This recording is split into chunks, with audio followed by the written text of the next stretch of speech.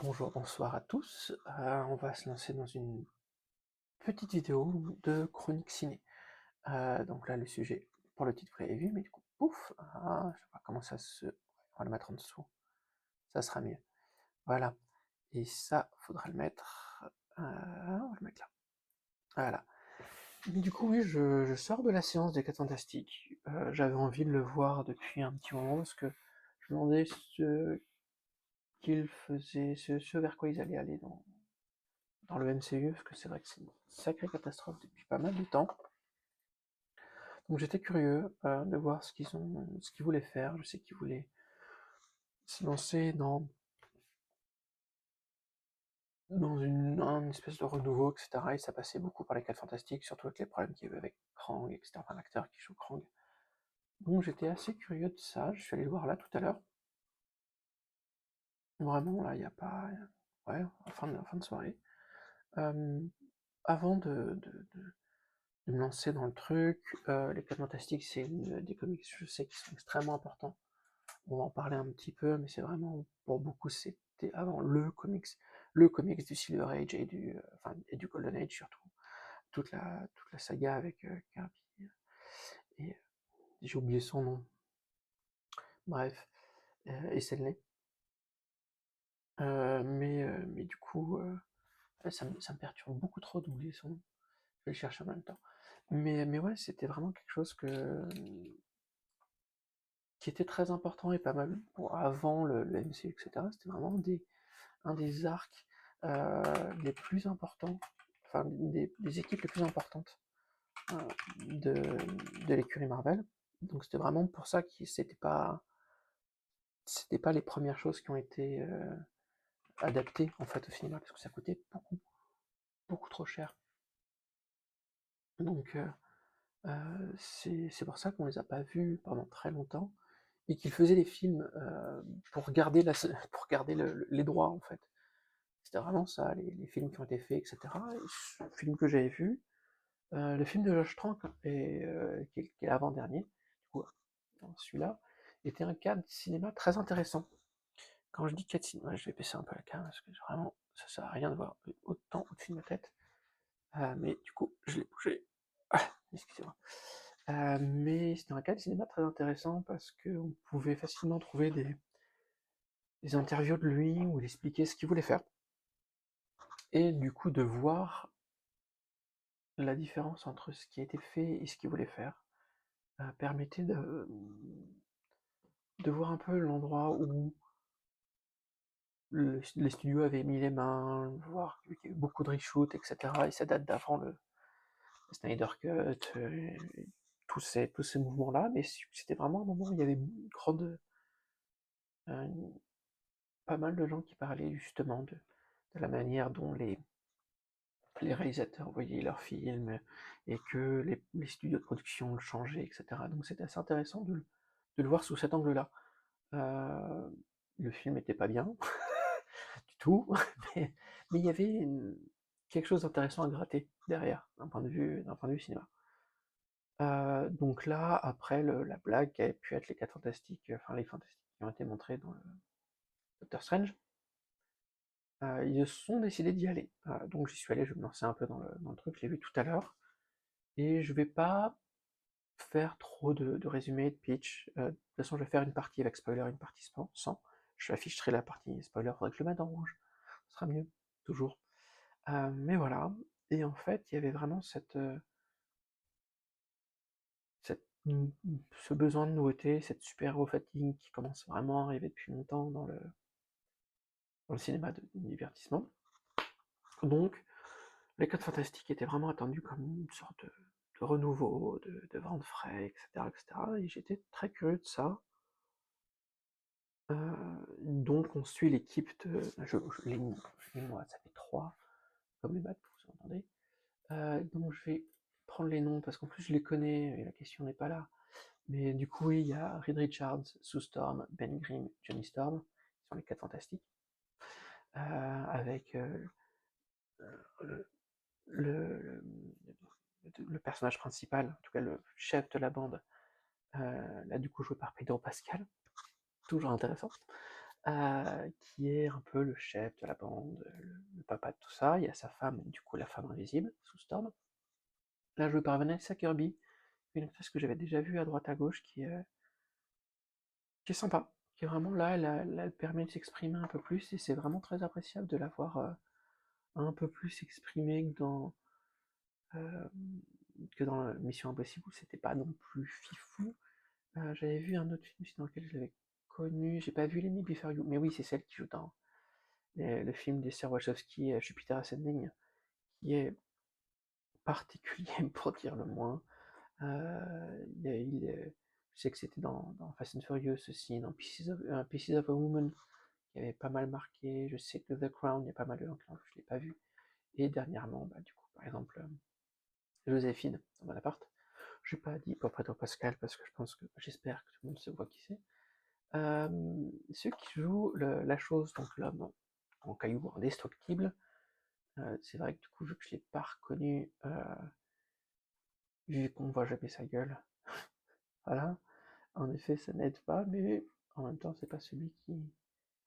Ouais, il a pas une. Il a sûrement joué des trucs très intéressants. Là, je regarde rapidement, je suis en même temps sur un site assez connu. Mais voilà, du coup, et il y a donc lui, c'est le meilleur ami du, du personnage principal, Dr. Richards. Donc il y a son meilleur ami, sa femme, et il y a le frère de Sue Storm, Johnny Storm, Joseph Quinn, donc la torche humaine, qui lui est joué par Joseph Quinn, et je me disais bien que sa tête me parlait, en fait, c'est celui qui joue Eddie dans Stranger Things, le rôliste qui me rappelle forcément un petit Jésus pour ceux qui connaissent, j'en doute, mais voilà, pour les, pour les gens qui étaient à Margaux dans les années 90, à Bourges, désolé. Mais voilà, du coup, c'était marrant de le voir là. Je le trouve moins sexy, entre gros guillemets, que dans Stranger Things, mais c'est vrai qu'il est. Johnny Storm est censé être très fringant, très charmeur, et je trouve que Chris Evans faisait un meilleur un meilleur Johnny Storm que lui, même si c'est la blague. Mais malgré tout, ouais, je trouve que ça marchait un poil mieux dans le côté. Mais c'est vrai que c'est un peu daté, là, c'est un peu autre chose. Donc on suit ces personnages-là qui sont dans un autre univers que celui de Marvel de base. C'est vraiment leur univers à eux. Il y a un numéro de Terre qui est donné, etc. Hein. Et ils sont là depuis un moment, ils sont déjà installés depuis longtemps.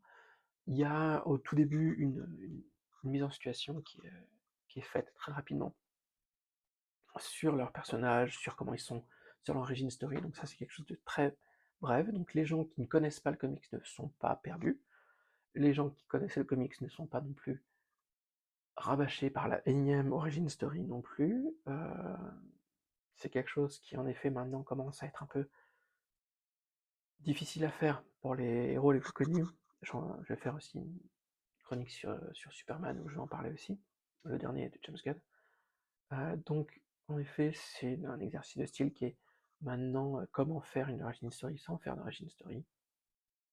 Là ils font une espèce de show télé dans le monde dans lequel ils sont, et du coup on découvre ce monde dans lequel ils sont, dans le New York dans lequel ils sont. On n'a pas de date exactement, mais on suppose que c'est l'équivalent du monde d'aujourd'hui. Et premier constat, ce monde dans lequel ils sont, c'était une des choses que j'ai trouvé vraiment sympa.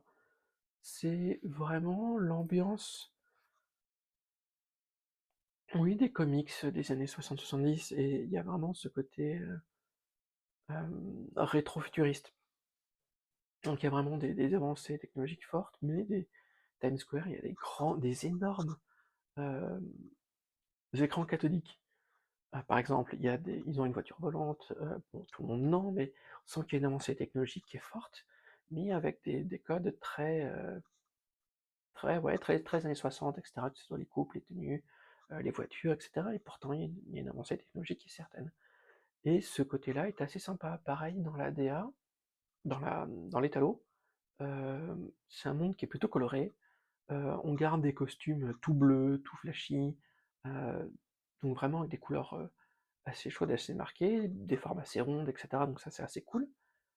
Et pourtant, pour contrebalancer un peu, c'est quelque chose qui se fait pas mal en ce moment, il y a une étalo assez terne, un peu désaturé.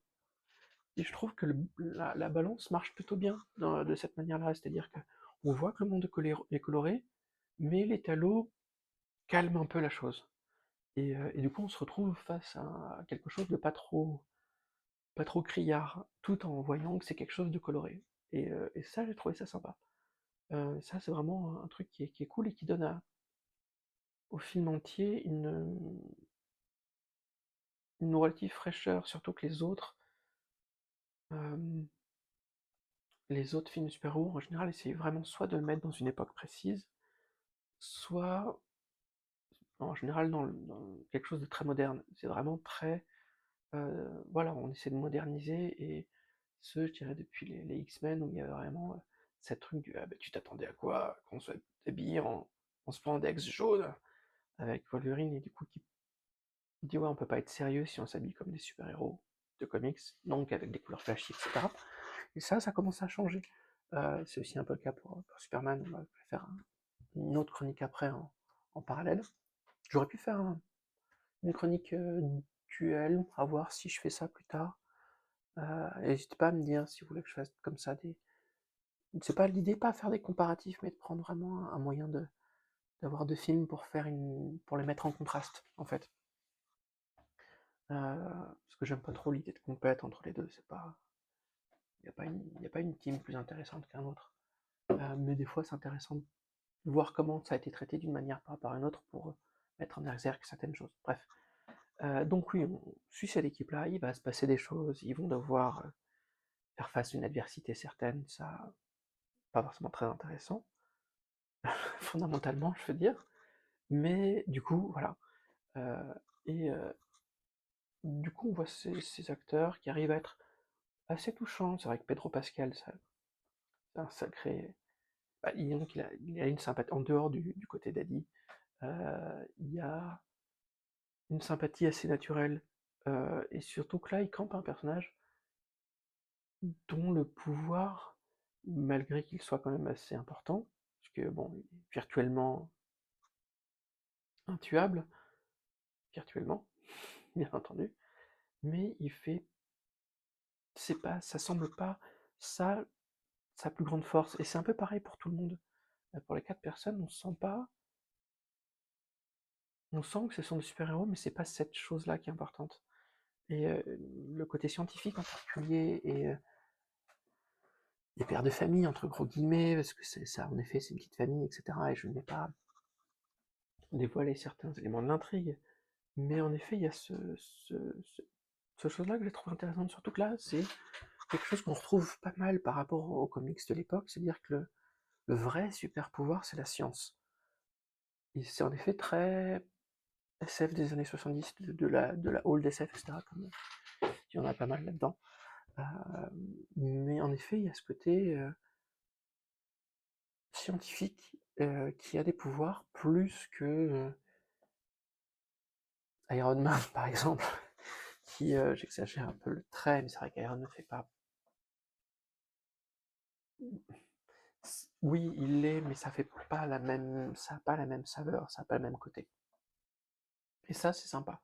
Euh, Johnny Storm est un peu moins dans ce délire, mais ça reste comme ça, pareil, la chose.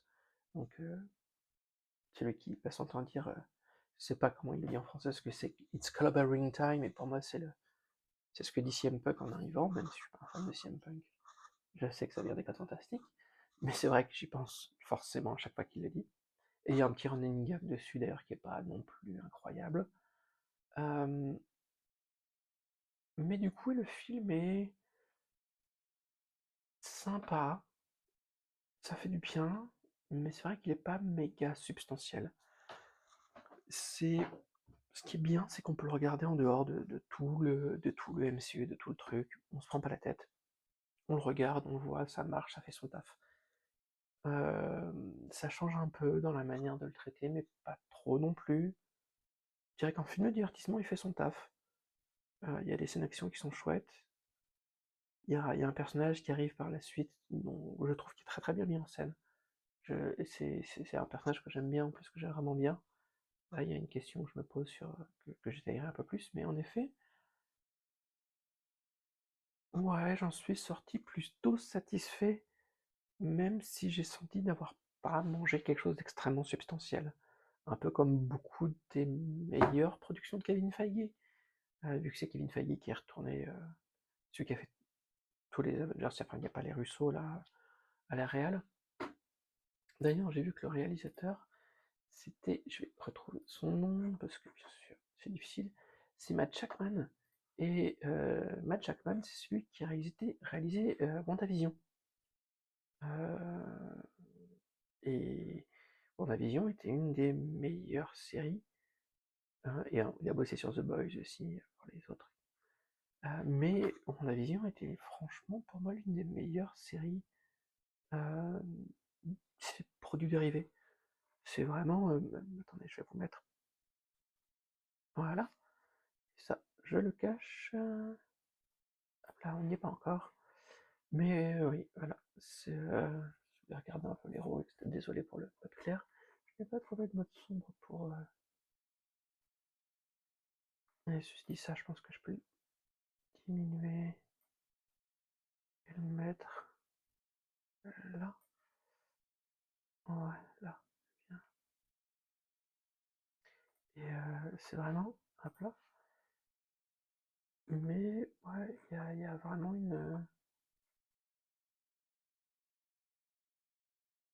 une vibe assez cool dans le film qui est pas incroyable. Je regarde juste un peu qui peut y avoir dedans.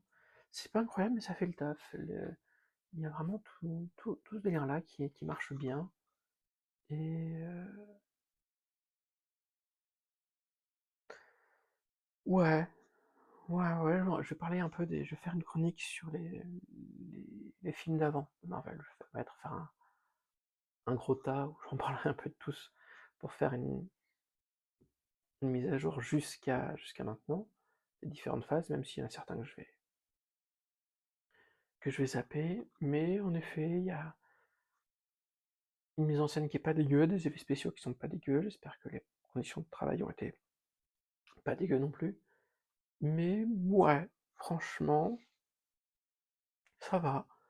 Pas incroyable, mais c'est vrai que c'est sympa, c'est frais, ça fait du bien. Je serais pas d'accord, par exemple, une des choses tout à la fin. Je dis pas ce que c'est, mais ceux qui ont vu le film, je pense qu'ils voient très bien ce que je veux dire. À la fin, j'aurais pas fait ce choix-là, même si je comprends pourquoi ils l'ont fait pour le reveal qui vient après. Moi, j'aurais aimé. À un moment, j'y ai cru. J'ai dit, ah, peut-être qu'ils vont oser. Et non. Du coup, je fais, ah, bref. Mais en effet, j'ai bien aimé le côté rétro-futur. C'est ce que j'avais aimé aussi dans Tomorrowland, un film de SF Disney qui était assez cool, qui n'a pas méga marché, mais qui était dans cette vibe un peu SF des années 60, etc. C'était assez cool. Et j'aime bien quand ils repartent dans cette vibe-là, surtout que je trouve qu'il y a des choses qui peuvent être intéressantes dans la manière dont c'est traité, d'être amené. Qu'est-ce que j'avais noté d'autre? Je fais une petite liste. Euh, ouais, je vais dire ça rapidement en termes de rythme.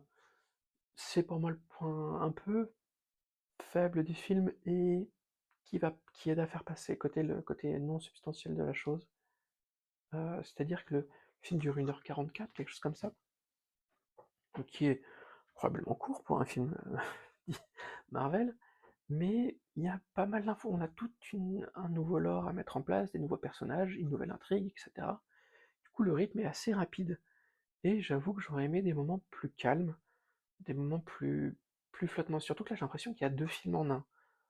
J'ai l'impression qu'il y a une longue intro et un autre film qui vient dedans dans lequel on finit de raconter l'intro de ce qu'il y a au début. Donc l'intro rapide, ouais, mais ça revient un peu par la suite et du coup je le trouve un poil trop condensé. Euh, c'est en même temps d'avantage parce que du coup il devient plus. Il en reste digeste. Par contre il reste extrêmement digeste. Mais c'est vrai que j'aurais aimé ce côté un poil plus. Ouais, j'aurais aimé qu'il y ait cette séparation entre vraiment plus 2 actes précis, qui ont toute la présentation, tout le truc, et après toute la deuxième partie avec l'enjeu majeur, qui là, du coup, se fondent un peu l'un dans l'autre, et à ce moment, on se trouve que l'intro, ça fait longtemps qu'elle est là, mais on a déjà le début de l'enjeu de la suite, et c'est un peu mon petit défaut. C'est, ouais, cette impression de... On regarde enfin, on regarde pas la montre, on se dit putain, ça avance vite ou ça avance lentement, je sais pas trop. Et donc voilà, je vais partir en spoiler, donc pour les gens qui ne veulent pas, merci, au revoir, bon courage. Si cette vidéo vous a plu, n'hésitez pas, vous savez, de vous abonner, partager, tout ça. N'hésitez pas à dire si vous voulez plus de choses comme ça ou pas, parce que c'est vrai que c'est la première sur la chaîne. Mais ouais, je vais passer en mode spoiler, je vais laisser le temps à tout le monde de bien le voir. C'est pas facile du tout, hein, la caméra à l'envers. Mais oui, du coup, attention, voilà. Donc là, je vais me lancer un peu plus. Je vais pas raconter le film. J'estime que si vous êtes là, soit... Enfin, moi, je ne veux vraiment pas en dire quoi que ce soit des gens qui n'ont pas vu le film pour qu'ils se fassent un maximum leur avis par eux-mêmes et qu'ils aient pas là... Je sais que quand j'ai un ou deux petits éléments, je vais très vite trop réfléchir. Et quand je suis face au film, des fois, même si j'ai vu un plan, je vais attendre que ce plan arrive. Des fois, il n'y est pas, parce que ça arrive qu'ils mettent des plans promotionnels ou quoi. Mais ça me gâche des fois certains films. C'est mon problème. Mais je pense aux gens qui sont comme moi, donc voilà. Donc, pour parler un peu plus librement du film, euh, il est, Galactus, il n'a pas fini de grandir ou ça, enfin, j'aimais beaucoup le gigantisme de Galactus, la manière dont il a été mis en scène. Pour moi, c'est vraiment un être qui doit être cosmique. Il doit pas juste être gigantesque, il doit être cosmique. C'est vraiment ça, il doit être aberramment grand. Et ça a été bien traité dans The Eternals. Et là, je le trouve trop... Il fait que la taille d'un building. C'est un gros kaiju. C'est pas... C'est énorme, c'est incroyable, mais ça dépasse pas l'entendement. C'est vraiment... Ça reste énorme. C'est pas cosmique. Et ça, c'est vrai, pour l'ampleur de la menace, ça joue... Enfin, et puis même ce côté implacablement plus puissant, plus grand, ça manque un peu. C'est vraiment un petit détail qui manque. Mais après, le problème, c'est qu'ils auraient pas pu faire le plot qu'ils ont fait dans le film. Et... oh, peut-être, pour moi, si ça veut dire qu'ils auraient dû le modifier ou le faire un peu autrement. Je pense pas que ça soit un si gros problème. Après, autre truc, bah, du coup, il y a le Silver Surfer. Et j'aime beaucoup ce personnage. J'ai toujours aimé le Silver Surfer. À chaque fois le peu que j'en ai vu, je sais qu'il peut être très mal exploité. Je trouve que c'est un personnage très poétique. Vraiment très très chouette. Ce berger d'un être cosmique qui est absolument absolu et qui dépasse toute notion de quoi que ce soit. Et je l'aime beaucoup. Et il doit se dégager une certaine puissance et douceur du Silver Surfer, selon moi. Et là, ça marche bien. Et petit, petit disclaimer, ils ont décidé de faire une Silver Surfeuse, qui, moi, c'était un détail donc, qui me passait un peu dessus. Je voyais pas. Enfin, genre, oui, soit, je veux dire, on s'en fiche un peu. De toute façon, c'est pas vraiment un personnage qui est défini par son genre. Combien même ça peut être intéressant de voir ce qu'ils en font. Et en fait, je crois que j'aurais préféré qu'ils en fassent un personnage totalement non binaire, c'est-à-dire vraiment quelqu'un de non, totalement non genré. Déjà pour éviter un anthropomorphisme trop marqué, que ce soit juste une silhouette, que ce soit juste quelque chose de presque de désincarné. Je dis bien presque, justement que ce soit juste cette petite étincelle d'humanité, ou du moins de cœur ou d'empathie, qu'on arrive à toucher. Et Et j'aurais aimé qu'il y ait cette relation avec Johnny Storm. Quand je dis cette relation, je parle juste pas de plus que ça, mais de ce contact qu'ils ont tous les deux. J'ai trouvé chouette, mais je trouve que le mettre sous le spectre d'une romance, c'est cool, c'est mignon, c'est sympa, c'est pas mal fait, c'est chouette, mais je trouve que ça aurait été encore plus beau si ça ne l'était pas, en fait. Ou même si ça l'était, mais que c'était pas. En fait, ils auraient pu retourner la chose, même, et faire cet angle de romance avec quelqu'un qui aurait pu être masculin, et je trouve que ça aurait même collé avec l'ambiance fin d'années 60. C'est quand même un moment de révolution sexuelle qui est quand même extrêmement important, et ça aurait pu être un thème assez intéressant à traiter. Mais là, de le fait d'en faire un personnage féminin pour qu'il y ait une romance, je pense pas que ce soit pour ça que ce soit fait, mais c'est vrai que ça. C'est dommage, parce qu'en plus le personnage est vraiment chouette, bien campé. En plus, il est pas dit du tout qu'il y a une quelconque romance ou quoi, c'est vraiment de la surinterprétation, et c'est ça que j'aime bien, c'est qu'il y a des gens qui disent ouais, elle est sexy, machin, tout ça, mais je m'en fous, c'est pas ça qui est important. Et en effet, c'est pas ça qui est important. Et ça peut être chouette, ça peut être cool, et c'est pour ça que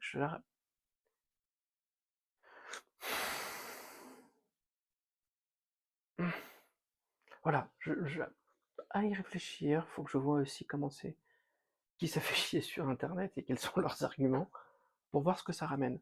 Je sais que d'un point de vue production internationale, on pouvait pas se permettre de faire une romance homosexuelle parce qu'on ne va pas se passer de la Chine. Bien évidemment que non. Mais il y avait cette idée quand même. Mais en tout cas, l'actrice Julia Garner qui l'interprète pose bien. Les effets spéciaux autour de ses capacités sont très très chouettes, la voir surfer sur la lave et tout. C'est vraiment chouette, et il y a ce côté implacable qui est chouette. En fait, c'est vraiment. En effet, il y a ça qui est très très chouette et qui met un peu en. Galactus, les plans sur Galactus sont chouettes, mais j'aimerais tellement qu'ils soient un poil plus. Enfin, pas un poil, j'aimerais qu'il soit dans l'autre mesure d'échelle. C'est vraiment ce moment où on passe du kaiju au grand ancien, pour ceux qui ont les rêves, et on passe du monstre à la terreur cosmique. Et Galactus doit frôler avec cette chose. C'est un être qui dévore des planètes, tout simplement. Et c'est son existence, c'est même pas qu'il est mauvais, quoi que ce soit, c'est juste comme ça. Il doit trouver des planètes qu'il doit manger. Point. Et, et Silver Surfer est là pour le guider et choisir des planètes, malgré lui ou elle. Et ça, c'est quelque chose qui est un peu montré, qui est un peu exploité. C'est assez chouette, mais c'est vrai que. Mais bon, voilà. Après, c'est vrai que le côté univers qui change avec Subterranea, avec tout le côté rétro-futuriste, etc., c'est chouette. Tout le truc avec le gamin, j'ai peur de ce que ça va donner, surtout avec Docteur Doom. Avec Robert Downey Jr., j'ai extrêmement peur de ce que ça va donner.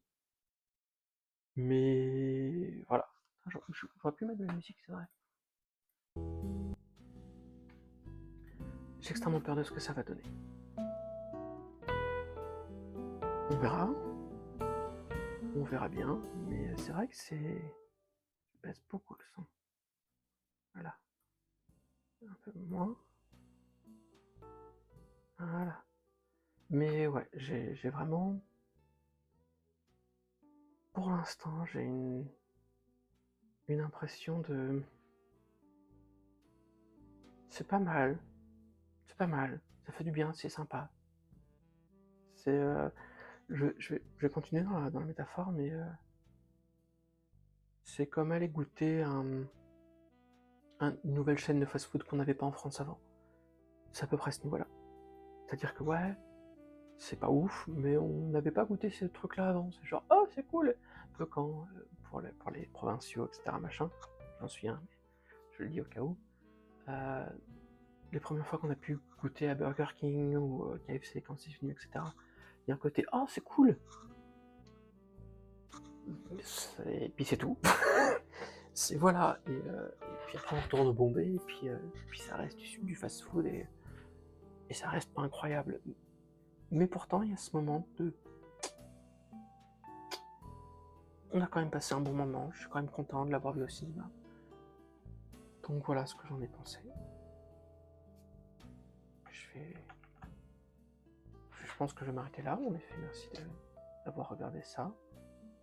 Si vous avez des arguments, contre-arguments constructifs et intéressants, n'hésitez pas à les partager. De toute façon là, ça fait même pas un jour que je l'ai vu, je sais que mes avis vont changer avec le temps. Mais voilà, mes impressions pour l'instant c'est ça. Et ça me semble être déjà pas mal. Et je vous souhaite en tout cas bon courage et bonne continuation à tous. Moi je vais passer au film suivant. Et je vous dis à bientôt.